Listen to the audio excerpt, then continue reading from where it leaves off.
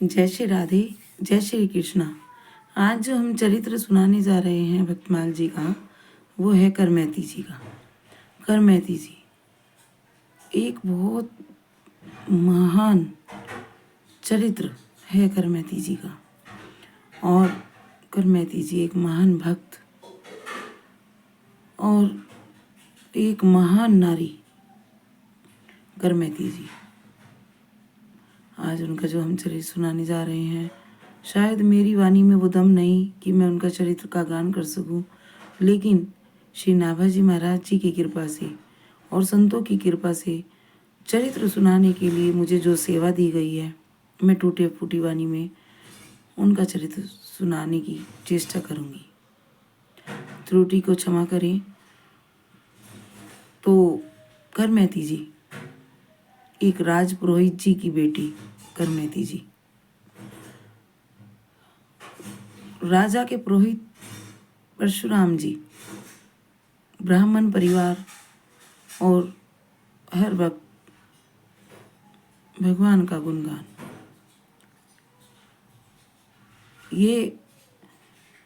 इस परिवार में करमैती जी का जन्म होता है। पिता का बचपन से ही सत्संग का सुनाना और श्री कृष्ण के गुणों का बखान करना करमैती जी के लिए एक पाठशाला से कम नहीं था। वो पिता के संग में रहती और उनके गुणों को सुनती। धीरे धीरे बाल्यावस्था से ही सत्संग मिला और जब वो 10-12 साल की थी, उनकी शादी कर दी गई। पहले ऐसा होता था कि शादी जल्दी कर दी जाती थी और शादी के बंधन में बांधकर गोना देर से होता था। तो उनका विवाह हो गया। अब धीरे धीरे जैसे वो बड़ी होने लगी तो गोने का समय आ गया। 16-17 साल की उम्र में गोना होता था। अब उनका गोने का जो समय आया, अब क्या होता है कि करमैती जी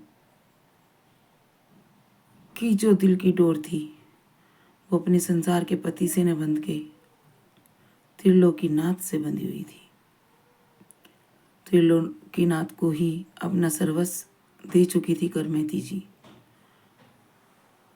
संसार की दृष्टि में उनका पति और उनका आज मिलन होने जा रहा था। आज वो गोने को जाती ससुराल, लेकिन करमैती जी का जो दिल की डोर थी वो त्रिलोकीनाथ से बंधी थी। उनके चरणों में सब कुछ समर्पित किया हुआ था। अब करमैती जी को क्या अच्छा लगता था, ये माता पिता या संसार वाले क्या जानते थे। अब करमैती जी रात को जब सोने के लिए जाती हैं तो बिस्तर पर उनको चिंतन होता है कि कहाँ ये संसार के त्रिलोकीनाथ और कहाँ मेरा जो पति है वो ना भगवान को मानता है, ना वहाँ कोई धर्म को मानता है, ना वहाँ कोई सत्संग होता है, ना कोई में भगवान का कोई कार्य करते हैं। तो ऐसे अज्ञानियों के बीच में जाकर जिंदगी नरक ही बन जाएगी और संसार के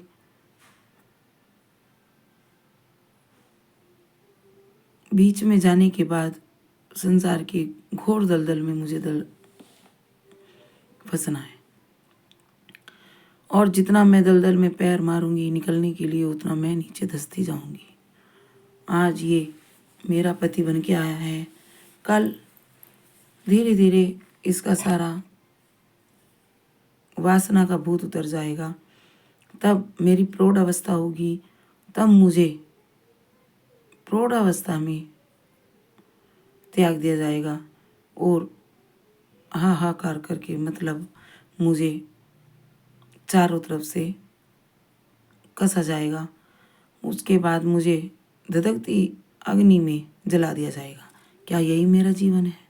क्या मैंने मानव जीवन जो पाया है इसी के लिए पाया है कि मैं वासना के दलदल में पहले फंस जाऊं और उसके कुंड में नहा कर निकलूं?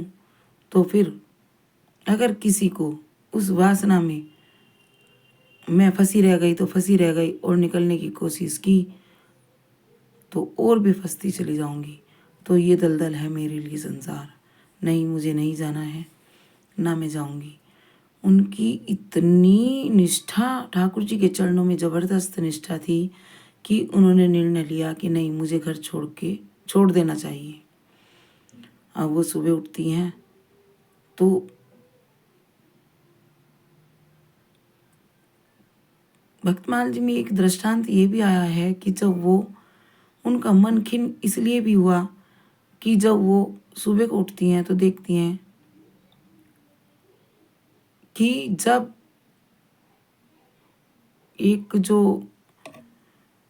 वो अपने उसमें आती हैं प्रांगण में, तो उससे थोड़ी दूर उनको एक मतलब मकान, उन्हीं के पिताजी का एक मकान था, उसमें जीवों को काटा जा रहा था। करमैती जी के पिताजी का मकान और जीवों को काटा जा रहा था, वो खाली पड़ा हुआ था। तो उसमें जाकर देखते हैं कि वो बारात की तैयारी में लगे हुए थे कि उनके सम्मान के लिए जीवों की हत्या हो रही थी। पुरोहित थे इसलिए अपने यहाँ ना होके दूसरी रसोई तैयार की जा रही थी जो कुछ लोगों के लिए उसमें आवभगत के लिए जरूरी था। उनका मन अब खिन्न हो चुका था कि एक शादी के लिए कितने जीवों की हत्या होने जा रही है। तो उन्होंने उन्हें जीवों को बंधे हुए देखा और उन्हें दया आई, उन्होंने सारों को खोल दिया। और सुबह प्रातःकाल उन्होंने जब मंगला बेला थी तो उसमें घर को त्याग दिया और घर त्याग कर वो चल दी। अब पहले ऐसे तो था नहीं कि ट्रेन, गाड़ी, बस कुछ था, तो धीरे धीरे पैदल चलती रही। उन्होंने दिन निकलने से पहले अपना शहर छोड़ दिया। अब उधर उनके पिताजी को पता चलता है कि करमैती जी घर में नहीं है, तो उन्होंने अपने सिपाहियों को भेजा। अब सिपाही तो घोड़ों पे थे, करमैती जी पैदल। तो उन्होंने जल्दी करमैती जी को घोड़ों की टाप सुनाई दी। तो करमैती जी को लगा कि जरूर पिताजी ने सिपाहियों को भेजा होगा। तो वहीं पास में एक ऊंट मरा हुआ पड़ा था और उस ऊंट की कौवों ने और चीलों ने उसे खा कर उसके पेट की चर्बी को खाकर खोखला कर दिया था। करमैती जी एकदम सिपाहियों के डर से अंदर ऊंट के अंदर जाकर बैठ गई और 2 दिन तक उसमें बैठी रही। अब देखिए आप,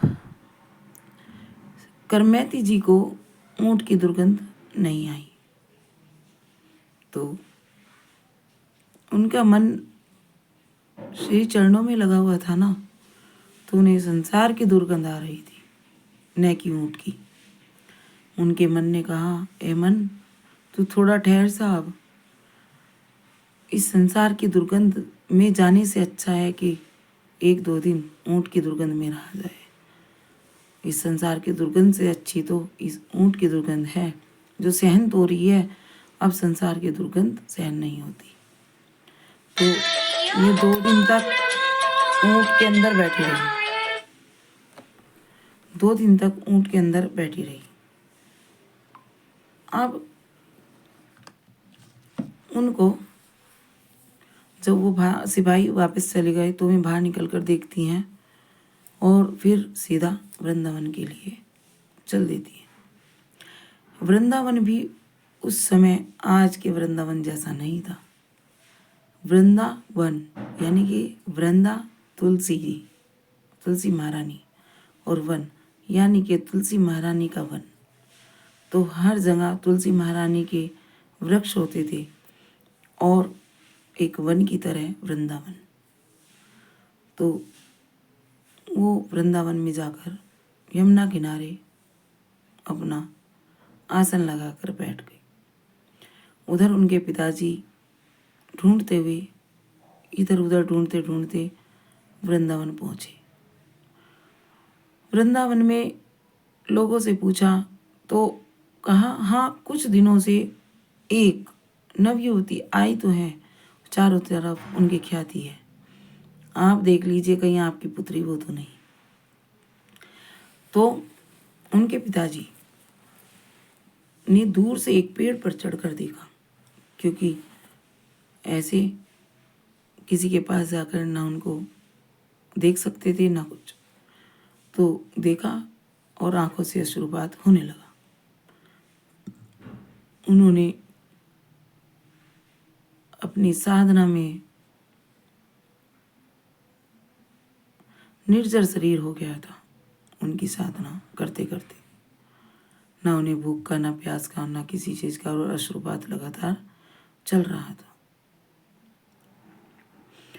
अब वो पेड़ से उतरते हैं और उतरकर सीधा अपनी पुत्री के पास पहुंचते हैं और दूर से उसका आलिंगन, उसे दूर से देखते ही चिल्लाकर बोलते हैं, पुत्री पुत्री, और जाकर उसका आलिंगन कर लेते हैं। मेरी बच्ची, तू यहाँ क्यों अपने शरीर को कष्ट दे रही है, और क्यों इस निर्जर वन में रहकर अपने शरीर को भी निर्जर कर लिया तूने। चल पुत्री चल, वापिस चल। और एक और बात, तूने मेरी नाक कटा दी। सब लोग वहाँ तरह तरह की बातें कर रहे हैं कि मेरी पुत्री भाग गई, चली गई, ये और वो। तू चल, उनको पता चल जाएगा कि नहीं, तुम अपने ठाकुर के चरणों में लगी हुई हो। करमैती जी ने कितना सुंदर उत्तर दिया। करमैती जी बोली, पिताजी, नाक उसकी कटती है जिसकी नाक होती है, और नाक उसकी होती है जो श्री चरणों में लगा हुआ होता है। ना आपकी नाक है, ना मैंने आपकी नाक कटवाई है। जो ठाकुर जी का होकर जीता है, नाक उसी की होती है। तो नाक की बात तो आप रहने ही दो, और तरह तरह की बातों का यह है संसार है, कुछ तो कार्य करेगा। अब संसार के पास बातें ही तो हैं करने के लिए, बातें तो वो करेगा ही। कह रहे, नहीं पुत्री तू चल, तेरी माता जी शरीर त्याग देंगी तेरे विरह में। तो करमैती जी ने कहा, पिताजी, अगर मैं यहाँ से चली गई तो मैं श्री कृष्ण के विरह में अपना शरीर त्याग दूंगी। अब निरुत्तर हो गए। पुरोहित जी कहने लगे, पुत्री, तूने इतना कष्टदायी जीवन जीने की क्यों सोच ली? मेरे पास क्या कमी है? सभी तो वैभव है। पिताजी, आपका वो वैभव ही तो मुझे कांटों की तरह चुभता है। मुझे अपने प्रियतम के चरणों में रहने दो और उनकी याद में मुझे सुख लेने दो। मेरा ये वृंदावन ही मुझे सुख देगा, वरना और तो सब मुझे जैसे चंदन पर सांप लिपटते हैं और वो रेंगते हैं, ऐसे मुझे अपने शरीर पर वो वैभव रेंगते हुए लगते हैं। आपके सुख ही तो मुझे कांटों की तरह लगते हैं। जब पुरोहित जी ने बहुत कहा, उन्होंने एक ना सुनी, तो वो लाचार होकर वापस आ गई, वापस चलने लगी। अब तो उनकी पुत्री ने कहा, पिताजी रुको। उन्होंने, जब वो वृंदावन आई थी तो यमुना स्नान कर रही थी, तो उनको एक ठाकुर जी की मूर्ति मिली थी यमुना जी में से। उन्होंने अपने ठाकुर जी की छुपा कर रख ली थी। तो पिताजी को देकर कहा, पिताजी अभी भी आप सचेत हो जाओ और इन्हें ले जाओ, इन्हें पधरवा कर इनकी पूजा अर्चना करो और सब मोह माया छोड़कर, जरूरी नहीं कि आप वहाँ से घर का त्याग करें, लेकिन मन से आप अपने मोह त्याग को करके इनके चरणों में लग जाओ। अब पुरोहित जी तो चरणों में गिर गए करमैती जी के। पुत्री, आज से तू मेरी पुत्री नहीं, मेरी गुरु है। और गर्व से सीना चौड़ा करके और सिर ऊंचा करके वो अपने ठाकुर जी को लेकर अपने शहर वापस आ गए और उन्होंने उन्हें स्थापित कराकर खूब सुंदर कीर्तन और सत्संग कराया और पूजा अर्चना में लग गए। तो करमैती जी ने वृंदावन में रहकर अपनी साधना की और अपने प्रियतम के चरणों में रहकर उनकी सेवा की। अपने प्रियतम को रिझाने के लिए वो कोशिश करती थी जो अपना प्रिय से प्रिय व्यक्ति अपने प्रियतम को रिझाने के लिए करता है। तो ऐसी थी करमैती जी, हमारे भारतवर्ष की नारी करमैती जी जैसी, जिन्होंने अपने नव यौवन को अपने ठाकुर जी के चरणों में चढ़ा दिया। और हम लोग क्या करते हैं, हम नव यौवन संसार को देते हैं और जब हमारा मुरझाया फूल जैसा शरीर वृद्ध अवस्था आ जाती है तब हम ठाकुर जी के चरणों में जाते हैं, जिसे उस वक्त कोई नहीं पूछता। संसार वाले हमें त्याग देते हैं। लात मुक्के घूसे वाणी से हम जब चलनी हो जाते हैं तब ठाकुर जी के चरणों में जाकर लगते हैं। जबकि करमैती जी ने अपना यव यौवन का खिला हुआ फूल ठाकुर जी के चरणों में अर्पित कर दिया। बोलो करमैती महारानी की जय।